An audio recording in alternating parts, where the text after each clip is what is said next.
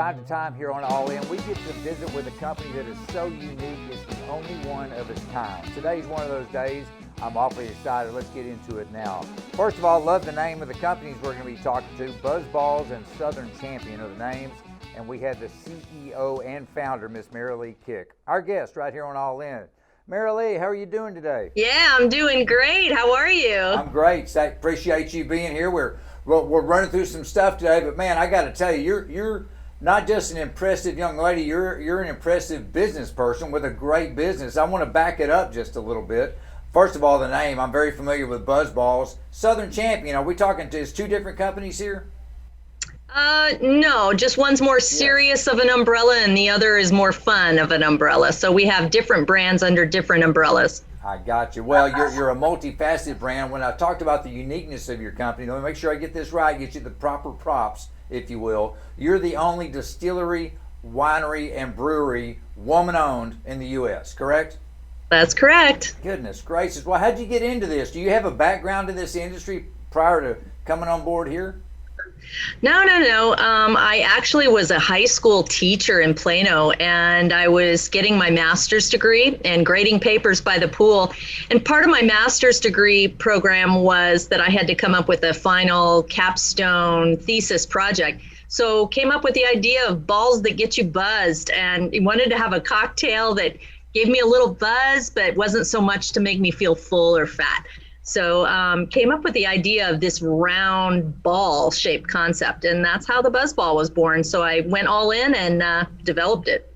Well, what was the timing on this? I know it was in your head for a while. You're thinking about it, finishing up that master's thesis, but when did this thing in your head become an actual real live breathing company? About 6 months after that, I started the process of getting all the permits and approvals, and then I launched the company and had my first sale to Glazier's Wholesale in Dallas, and a guy by the name of Blair Casey let me have a chance in a test market in Dallas.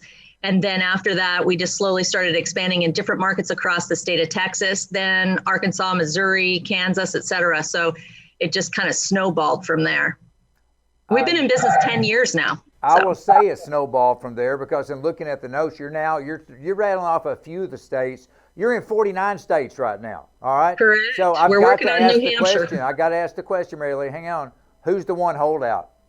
New Hampshire. New Hampshire. What can we do, New Hampshire? Let's get in there. All our New Hampshire fans. We're working on it. Let's jump in there to New Hampshire. Well, and as a guy here, sitting here, who's born and raised here in the North Texas area, the fact that a company the size and scope of Glazier's took a chance on you, that speaks volumes, because I can't imagine how many startups roll through their door every day trying to get a foothold. You pulled it off, so kudos to you.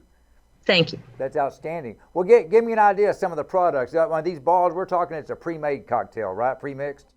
Yeah, we do a lot of ready-to-drink cocktails, 15% alcohol, wine-based, spirit-based.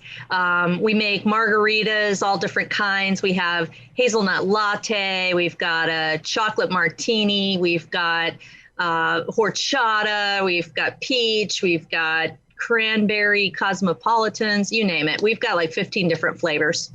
Goodness gracious, and just expands from there. And I'm guessing you probably have a R&D department that's always coming up with new concoctions as well. Or is there, in your business, is there such thing as seasonal beverages that are only available at a limited time, or is that pretty much everything all the time?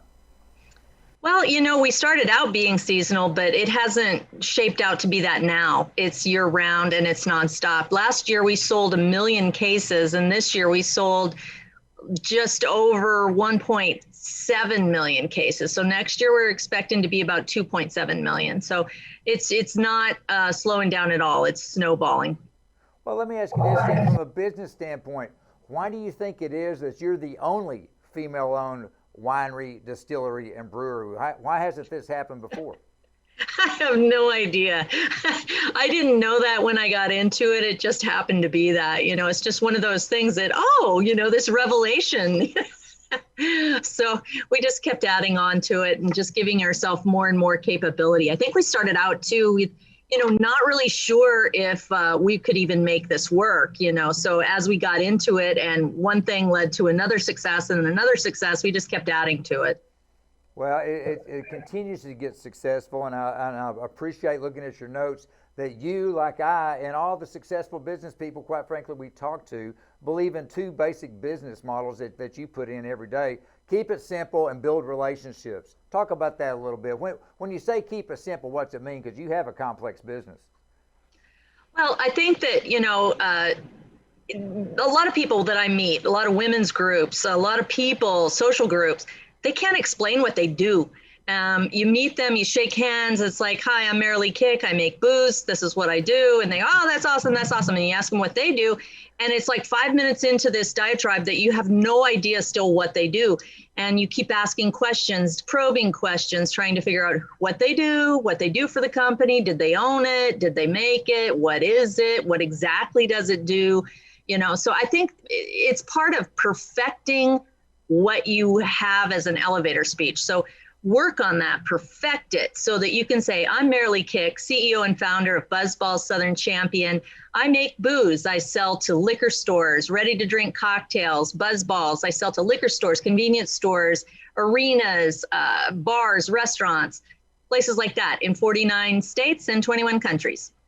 That's the best way to kick off networking, and we always talk about the importance of networking on the show. I think you've got it down. Hey, before I go to the next question, I'm just curious, since you have that down and so much more, you work with a lot of different groups, have you found yourself to be a mentor for others, not necessarily to get into your industry, but someone who's looking to start up their own business? Have they come to you and said, Merrilee, help me out? How'd you do it? Yeah, a lot of kids, it's being a school teacher too, they come back, Mrs. Kick, can you help me with this? So I get some of that. I also get women from the women's groups that need help, or just other people that say, hey, I need some help with figuring out how to do this. So yeah, there's a lot of mentoring from that standpoint, but I do also get people that want to get into the booze business and directly compete against me, and they ask me for information on how to do it, and I do help. So it's kind of ironic. The other thing I was going to ask you, again, born and raised Texas guy right here, I'm familiar, shall we say, with TABC and all that entails, but the fact that you're in 49 different states and you have 49 different set of rules, how do you keep track of everything? Because I'm sure there's little idiosyncrasies for each.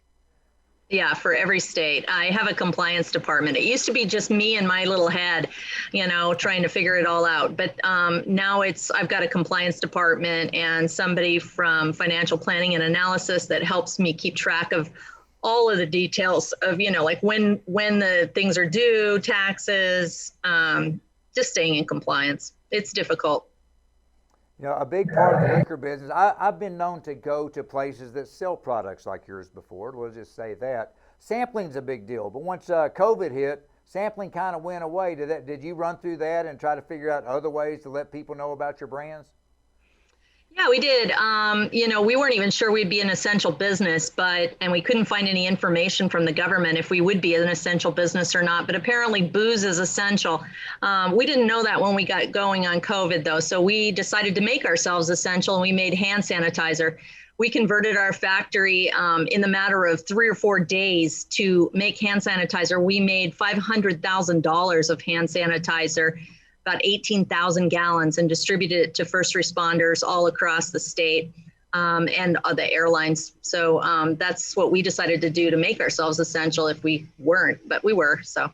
Well, and it wasn't just to make yourself essential. I've now known you for about, 11 minutes, and I got to tell you, I'm a fan already, and I know that you didn't do that. Frankly, you didn't even do it just to make the money. You did it because it's the right thing to do, and it was a way that you could you could help out and, quite frankly, keep everything going with your company. But the fact that you are essential, I would imagine you've been able to progress, fortunately, better than others have. Yeah, we have. We've been real fortunate, thankfully. Well, I tell you what, I'm a big fan. Put me number one on the list of, yes, your products are indeed essential. We're out of time today, Merrilee. I appreciate everything. You got a great company, and just your backstory is fascinating. The way you got from your head to business in 6 months, very impressive. Take care. Thanks, Bryan.